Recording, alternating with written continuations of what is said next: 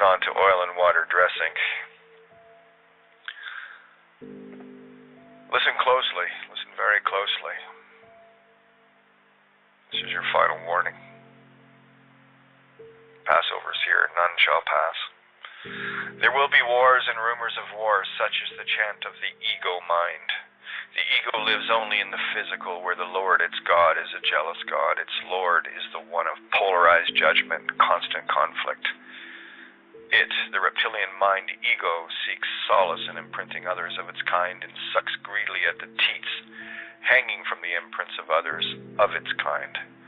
It is the chattering Babylonian that seeks to express its conflict from within into the material world it creates in its own image, having at its center the hex of G between consciousness E and creation O. It is the mind that claims, I'm not jealous, I'm not materialistic, and utterances of the like, all the while blaming others and justifying its position constantly. You cannot talk to one trapped in this circuit of circuits because they simply short out and explode even further. It is the screaming child in the toy store, yet equal responsibility is shared with the parent for even bringing them to the store in the first place. They promise to be good children over and over again, but you see the trend where the child is best left to have some quiet time to think about it. They are the ones that live in the physical waters of emotions, storming seas, destroying their ships, while they are caught up in the rigging of the game. Intertwining with the oils of spirit and intent, all of the chaos creating murky waters until these raging emotional monsters are tamed and destroyed.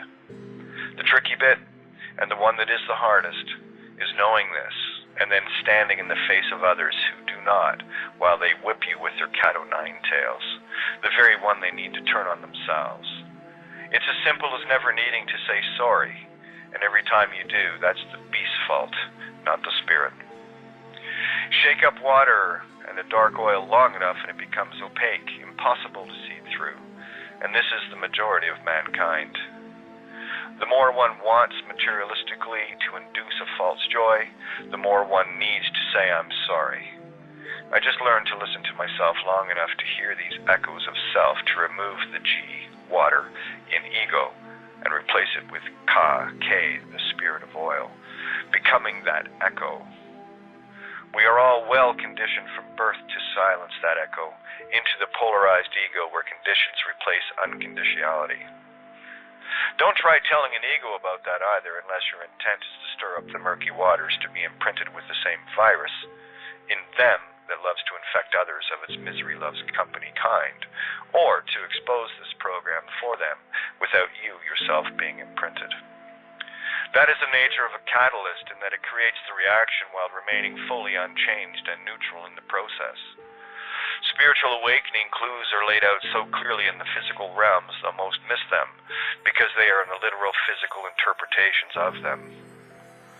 This is a game of energies interacting, creating physical things where most see that only in a mirror of illusion and distraction. This ego thing is so easy to spot, where all one has to do is realize when they are reacting, playing out the same role, to anything, be it through words, situations, or circumstances from emotions.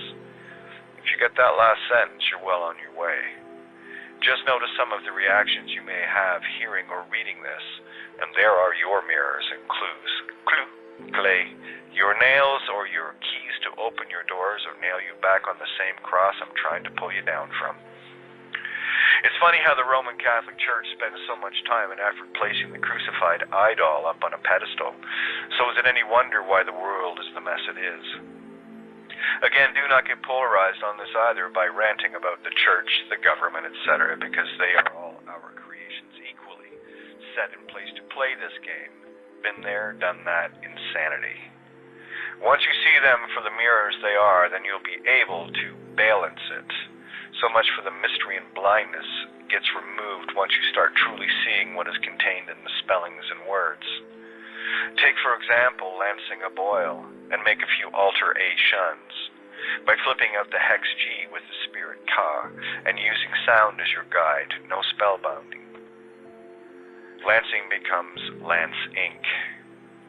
Now letter by letter and sound by sound expanded.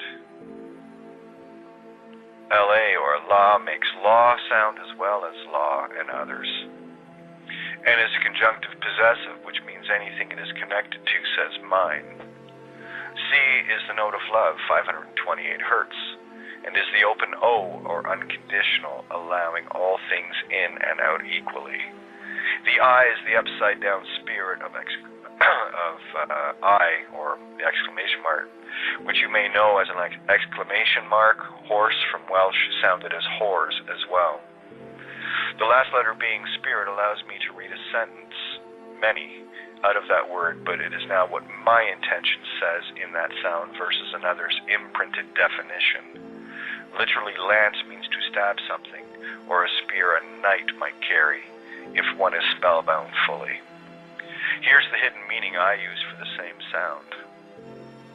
The law that is mine in unconditional love and consciousness, as below, so above, in my spirit, or law mine, in spirit.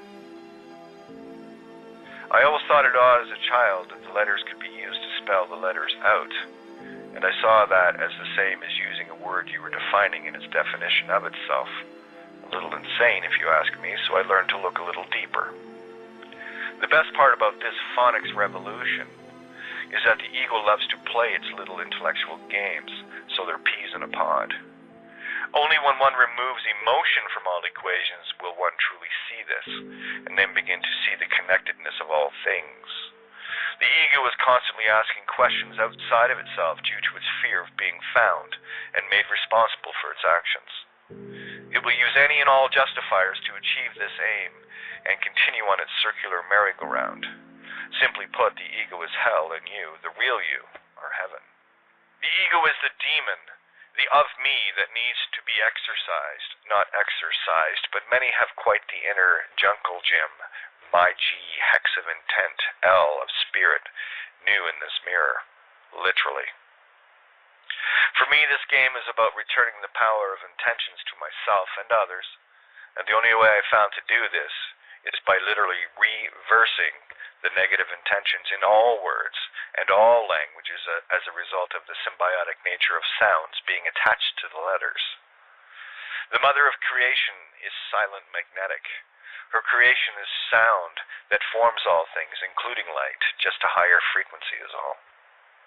These truths are so utterly blatant once you begin to see the magic of this connectedness in sound by decoding the spellings where coincidences cease to exist. Coincidence has three words that come to mind immediately, but then I spend the time to slow down during show and tell, patiently waiting for the other children to share their glee without being impatient about, trying to show off my toy is better. Coin, side, dance.